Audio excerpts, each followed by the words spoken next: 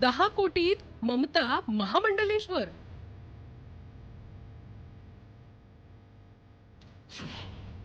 ममतानं पैसे देऊन विकत घेतलं पद.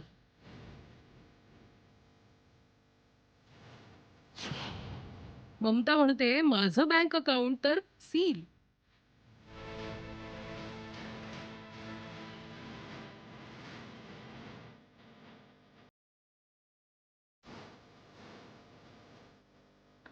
महाकुंभमेळ्यात अभिनेत्री ममता कुलकर्णीला महामंडलेश्वर पदावर बसवण्यावरून मोठा वाद उफाळून आला.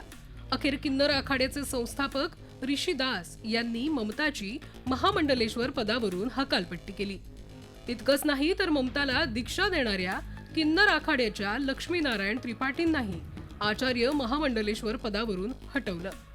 मात्र हा वाद काही केल्यानं संपायला तयार नाहीये, कारण ममताने 10 कोटी रुपये देऊन महामंडलेश्वर पद मिळवल्याचा आरोप होतोय. ममताने मात्र आपलं बँक अकाउंट सील असून पैसे नसल्याचं म्हटलंय. मेरे पास 10 क्या, मेरे पास 1 करोड़ भी नहीं है. मेरे बैंक अकाउंट सील किए गए हैं गवर्नमेंट ने. आपको मालूम नहीं मैं किस तरह से रह रही हूँ, मेरे जीवन में रह रही हूँ. ये आंसू ऐसे ही नहीं आ रहे. मैंने काफ़ी त्याग किया है, काफ़ी चीज़ का.